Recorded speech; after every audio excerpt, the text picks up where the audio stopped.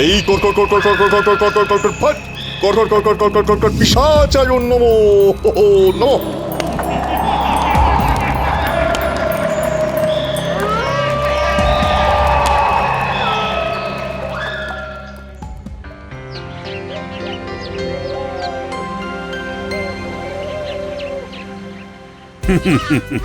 মন্ত্রী, আজ তোমার হাত দিয়ে গোপালকে পুরস্কৃত করব। আজ একটা খুব আনন্দের দিন। গোপালকে পুরস্কার দেব কেন মহারাজ? ওমা, জানো না সে কি? গোপালের জন্মদিনটা তো তোমার ভুলে যাবার কথা নয়। মহারাজ, আমি ক্ষুদ্র মানুষ। আমার জন্মদিন মন্ত্রী মশাইয়ের মনে না থাকাটাই স্বাভাবিক। এই ব্যাস, এই গোপালকে নিয়ে শুরু হলো আদিক্ষেতা। হার জ্বলিয়ে যায়। এসো মন্ত্রী, এসো, নাও গোপালের হাতে রাজ্যের পক্ষ থেকে তুলে দাও, আর এই মানপত্রটা পড়ো। এই রে, মন্ত্রী মশাই বেশ ফাঁ পড়ে পড়েছেন, না পারছেন গিলতে, না পারছেন উগরাতে। মহারাজ একটা দারুণ চাল চলেছেন। তোমার হাত দিয়ে গোপালের হাতে উপহার দেবার কি অর্থ বলো তো মন্ত্রী? বলতে পারবো না মহারাজ। খুব সোজা, তোমার আর গোপালের মধ্যে যাতে সুসম্পর্ক গড়ে ওঠে। নাও নাও, এই মুক্তোর মালাটা এবার গোপালকে পরিয়ে দাও। শুভ জন্মদিন গোপাল। ধন্যবাদ মহারাজ, ধন্যবাদ মন্ত্রী মশাই, ধন্যবাদ সব সভাসদবৃন্দকে। এইবার মানপত্রটা পড়ো মন্ত্রী। এই নাও। আচ্ছা, গোপাল হলো আমাদের নয়নের মণি। গোপাল কৃষ্ণনগরের বিপদ তারণ। আমরা গোপালকে খুব ভালোবাসি। গোপালের দীর্ঘ জীবন, সুস্থ জীবন কামনা করি। আজ থেকে আমি পিশাচ সিদ্ধ হলাম। এবার আমি পিশাচের সাহায্যে নয়কে হয় আর হয়কে নয় করব। পিশাচ আমার কেনা গোলাম। আর পারা যাচ্ছে না মহারাজ। আজ মন্ত্রী মশাই কি নিয়ে ওটা কি করলেন? মন্ত্রী মশাইয়ের কি কোনো মান সম্মান নেই? কি রাজবৈদ্য! আর কত দেখবো, খুব হতাশ লাগছে। আমাকে দিয়ে মহারাজ গোপালের কত গুণকীর্তন করিয়ে নিলেন। গোপাল হেন, গোপাল তেন, গোপাল এই করেছে, গোপাল ওই করেছে। গোপাল নাকি বিপদ তারণ। মন্ত্রী মশাই, কিছু একটা ভাবুন। এইভাবে গোপালের কাছে ছোট হতে তো আর পারছি না। ভাবছি ভাবছি ভাবছি, বুঝলে, এমন কিছু একটা ভাবতে হবে যাতে করে গোপাল এবং মহারাজ দুজনেরই ক্ষতি হয়। ওদিকে বিপদ কারণ গোপাল, আর এদিকে বিপদ বরণ মন্ত্রী। দেখি কে যেতে। চললাম।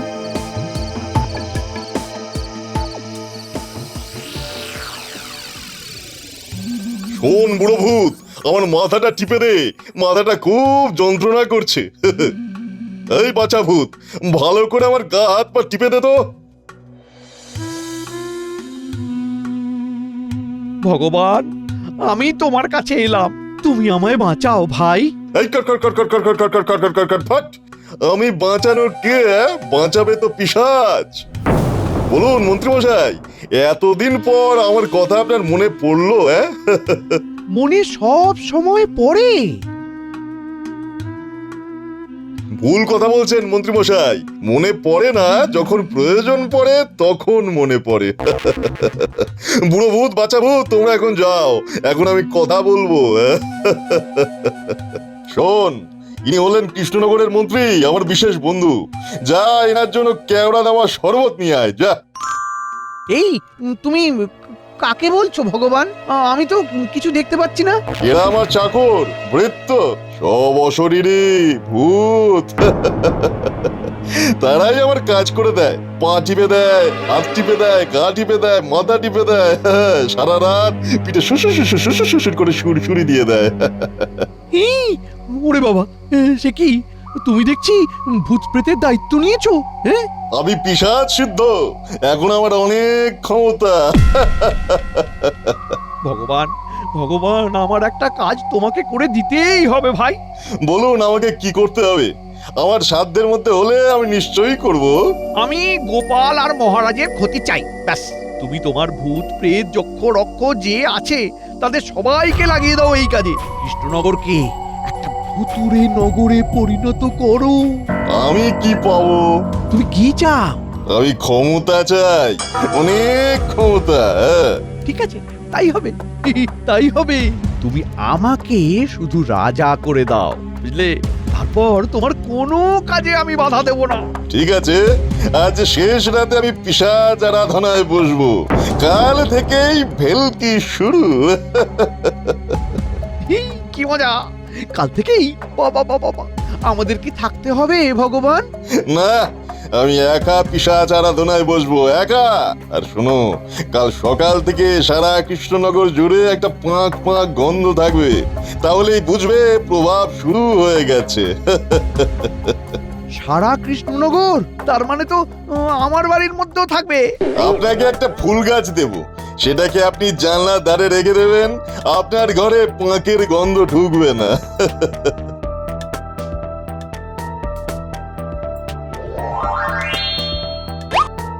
আর বটা ঘটাই নাও আর একটা টব, ওটা তোমাদের ঘরেও রেখে দেবে। ধন্যবাদ। লম্বা ভূত, তুমি গোলাপ তেলের 3টে শিশি নিয়ে এসে এই মন্ত্রী মশাই আর বটার ঘটাকে দিয়ে দেবে, কেমন? পাঁকের গন্ধ আর তোমাদের কাছে আসবে না। ধন্যবাদ। আচ্ছা, একটা কথা জিজ্ঞেস করব, হ্যাঁ? এরা কি সবসময় দিন রাত এইভাবে তোমার সেবা করে যায়? হ্যাঁ, এরা আমার সেবা করে শুধু রাতে, দিনে এরা ঘুমিয়ে থাকে। হ্যাঁ।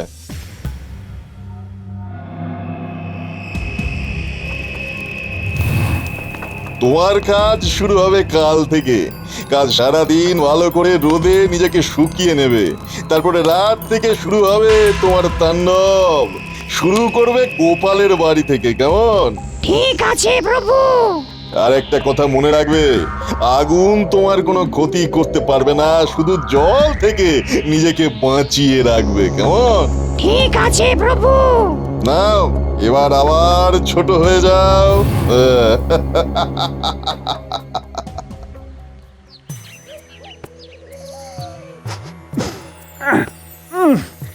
এটা কি অলক্ষণে কারবার! কাল রাত থেকে গন্ধটা পাচ্ছি। আমিও মহারাজ কাল সারা রাত গন্ধের জ্বালায় ঘুমোতে পারিনি। মন্ত্রী এখনো আসছে না কেন? কি করছে? উনিও হয়তো গন্ধের জ্বালায় অস্থির। তার মানে গতিক যা বুঝলাম, কাজ শুরু হয়ে গেছে। ও মন্ত্রী মশাই, আপনার নাকে গন্ধ লাগছে না? অভিনয় করতে হবে, অভিনয় করতে হবে।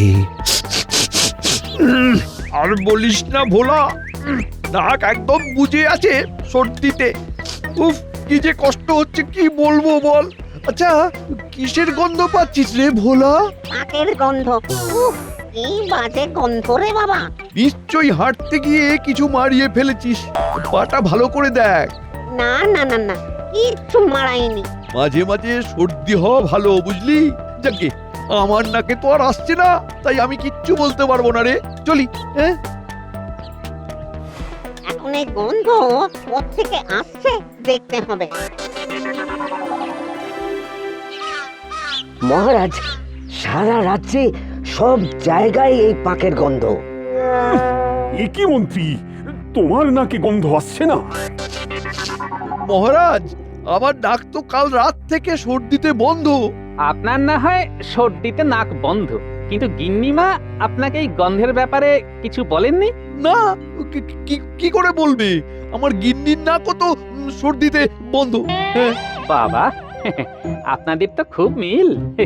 দুজনের একসাথে সর্দিও হয়ে গেল। হ্যাঁ, ভালো। মাঝে মাঝে সর্দি হওয়া ভালো। গন্ধের উৎসটা বার করতে হবে। জ্ঞানী, তোমার কাছে কোনো উপায় আছে এই গন্ধ থেকে মুক্তির উপায়? আর যে পারা যাচ্ছে না বাবা। আমি চেষ্টা করছি মহারাজ, কিছু না কিছু একটা উপায় হবে। কিচ্ছু করতে পারবে না, পিশাচের খেলা শুরু হয়ে গেছে। যাকেই দেখছি তারই নাকে দেখছি গামছা বাঁধা, সবাই গন্ধ পাচ্ছে। কিন্তু আমাদের নাকে কোনো গন্ধ আসছে না। তার মানে রন্ধ্রে রন্ধ্রে গন্ধে গন্ধে কৃষ্ণনগর শিহরিত। আজ রাত থেকে পিশাচের খেলা শুরু হয়ে যাবে। এই খেলায় আমরা জিতবই। হ্যাঁ, তারপর কৃষ্ণনগর আমাদের।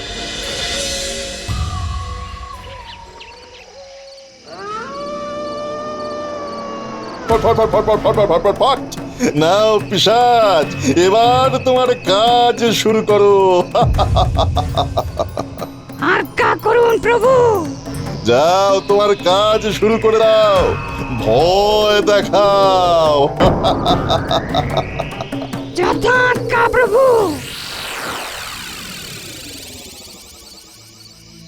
ও আর পারা যাচ্ছে না। খেয়ে সুখ নেই, ঘুমিয়ে সুখ নেই। কালি পাঁকের গন্ধ। এই সময় যদি ওই কটা ঘটার মতো সর্দি হতো তাহলে বাঁচতাম, নাকে গন্ধ আসতো না। হ্যাঁ বটা ঘটার সর্দি, ব্যাপারটা বেশ মজার তো। মন্ত্রী মশাইয়ের সর্দি, গিন্নিমার সর্দি, আবার বটা ঘটারও সর্দি। না, কোথাও একটা গোলমাল লাগছে। আর সইতে পারছি না বাবা, চলুন আমরা মুর্শিদাবাদে চলে যাই। হ্যাঁ, পাঁকের গন্ধে আমার ভিটে ছেড়ে অন্য জায়গায় যাব না। কোথা থেকে গন্ধটা আসছে? বাবা বাবা, ভূত বাবা, ভূত। কি হলো? আরে চলো তো দেখি ভেতরে কি হলো। মার বেটিতে চিৎকার করছে কেন? একটা জিনিস লক্ষ্য করেছো গোপাল দাদা? গন্ধটা কিন্তু আরো বেড়ে গেল। নাকে চাপা দিয়েও তো রেহাই নেই। আগে ঘরে চলো। কি হলো, অমন করছো কেন? হ্যাঁ,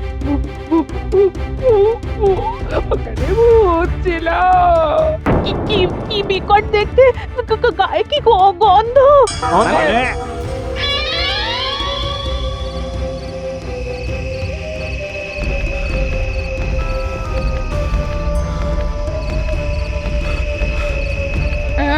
মহারাজ, কি ব্যাপার বলুন তো, গন্ধটা হঠাৎ বেড়ে গেল না? ঠিক বলেছো, নাকে কাপড় থাকা সত্ত্বেও উফ বাবা, গন্ধটা অসহ্য লাগছে। এসব কি হচ্ছে মহারাজ? রাজ্য জুড়ে এই বদ গন্ধ, এ তো অমঙ্গল। বাঁচাও বাঁচাও বাঁচাও! কেউ ভাবে চিৎকার করলো মহারাজ। এ তো আমার প্রহরীর গলার আওয়াজ। দেখি তো কি হলো। না, কিছু একটা করতেই হবে। তোমরা শোনো, তোমরা যে যার বাড়ি যাও, বুঝলে? আমি দেখছি কি করা যায়। তুমি কি আর করবে গোপাল দাদা? অশরীরের সাথে কি আর লড়াই করা যায়? শোনো ভাইয়া, তোমাকে বলে দিই, আমি আজ রাতের মধ্যেই এই গন্ধের কারণ ঠিক খুঁজে বার করব। কারণ পেলেই তার সমাধান হয়ে যাবে। হ্যাঁ, কান টানলেই দেখবে কেমন মাথা চলে আসবে। কার কান টানতে হবে বাবা?